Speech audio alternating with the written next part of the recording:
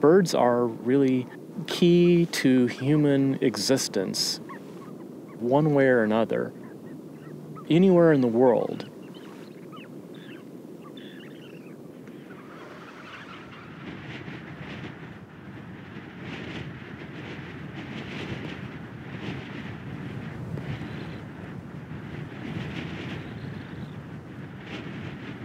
When I was growing up in the springtime, when the east wind blows, when the hills start to appear, we smell the tundra. We love the sound of the birds. My mom told me the names of the birds and what kind of ground they lay their nets in. Yeah, right there. Every day I would go out gathering gigs from around town. The little ones for the kids. And I have grandkids that love to eat eggs. When I come home, I'm going to cook them. When I finally realized that the birds always go away for the winter, I used to cry for them and wish that I could go with them and come back with them.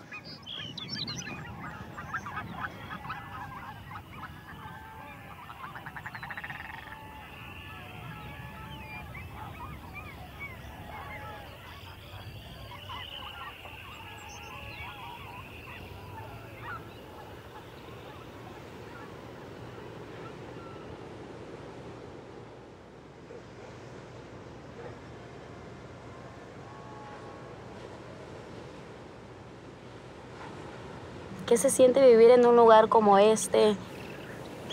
Es perfecto. Pareciera que no tienes mucho, pero en realidad tienes todo. Tienes naturaleza, tienes el mar, tienes todo. Okay. Oh, marble godwits flying. Yo nací aquí, tengo toda mi vida aquí en La Chorrera. Es un privilegio vivir aquí. O sea, aquí te levantas y escuchas el ruido de los pájaros, de diferentes aves, ¿no? When you are shorebird and are flying around this area, you see this place and you see, oh my God, this is heaven, this is an oasis. 1, 2, 3.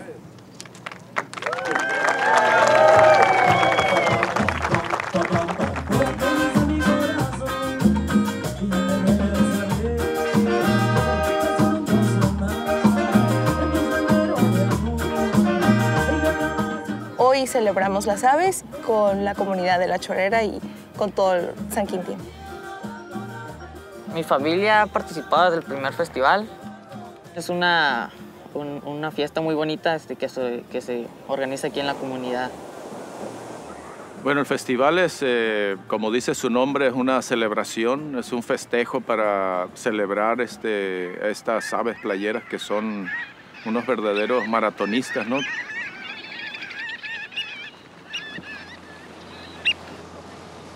Bahía de San Quintín está localizado en el corredor migratorio del Pacífico. Es un sitio de esta cadena de sitios que usan las aves playeras para migrar a lo largo de este corredor migratorio. Recibe aves que anidan en el Ártico y subártico, que vienen aquí a invernar. We got some sandpipers. They're all taking advantage of the tide receding and starting to forage.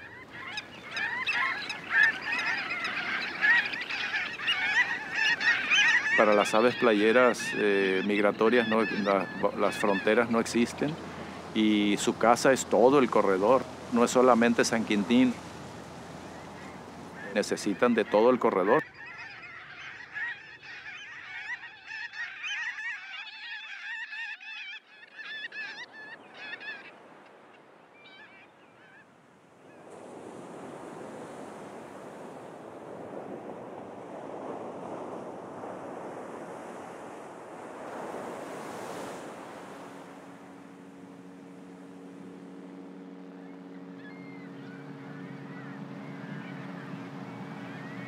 A lot is not understood yet about their movements, where they go, their important stopover sites. With this particular study, that's a key first step to understand where these birds are going and what factors and threats that they're experiencing throughout the annual cycle. Right now, we lack that information.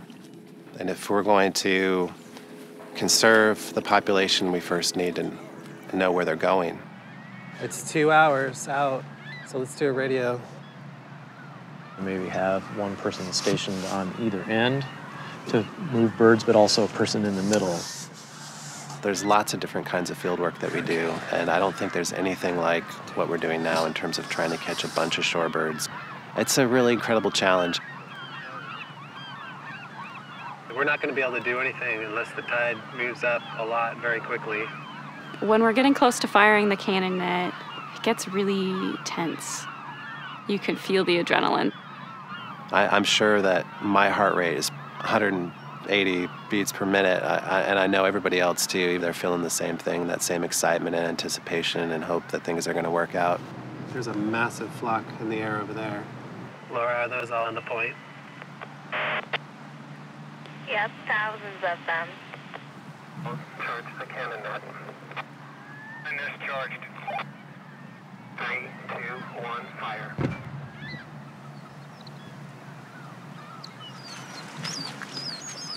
Okay, everybody, come on, pull back. They're built through evolution to be able to travel thousands and thousands of miles multiple times a year. 3PL was 102. Right.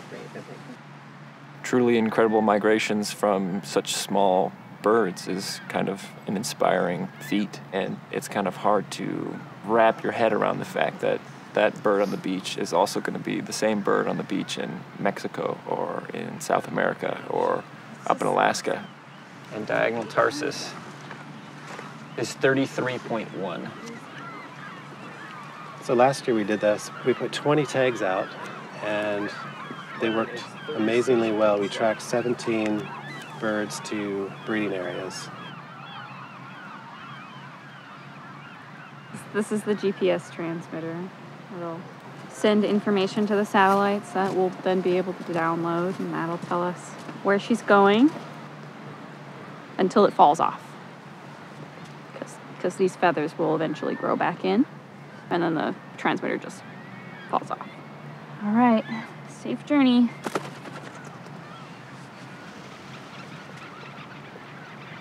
Perfect.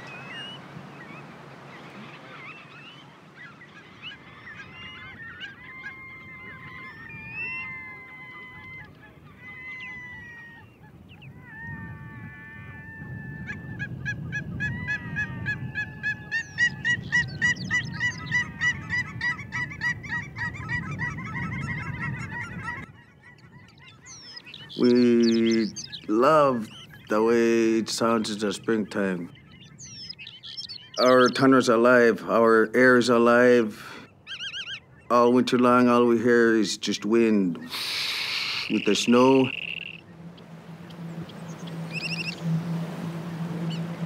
Once we start hearing the birds, it's music to our ears. We start feeling more alive. Our ancestors, they chose this area because we have everything here. We have the sea, we have our bay, we have the land, and we have the waterfowl and the shorebirds that come. We've lived like this for thousands of years. In our language, we call man angun, and angun means provider. And a good hunter is called a nugospek. And he'll go out bird hunting, he'll catch a lot of birds, bring home. He'll go seal hunting and catch seals and come home. He'll go whale hunting and catch whales and come home. Because he knows where all those animals and fish are. Dad, Mommy, and Dad, there's mud. As a child, I started egg hunting with my mother. We'd walk starting about 8 in the morning.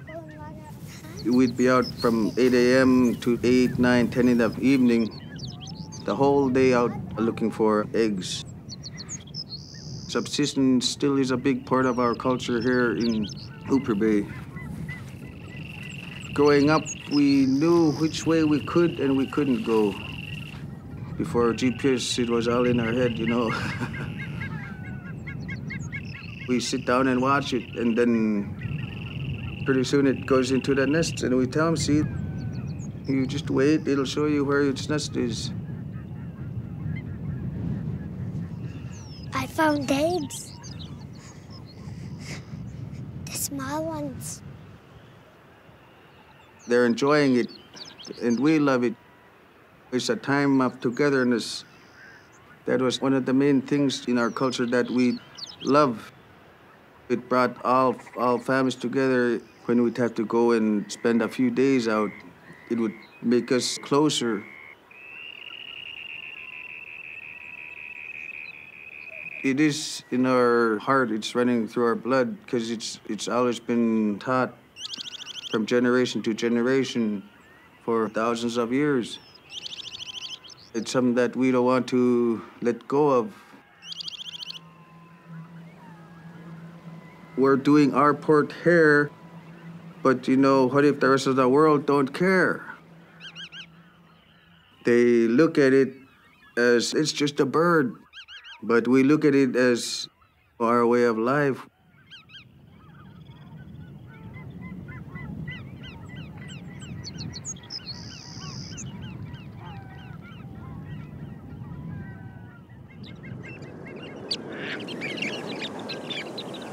I believe that if you take care of a bird or animal, it'll take care of you back, or something, you know, something in return.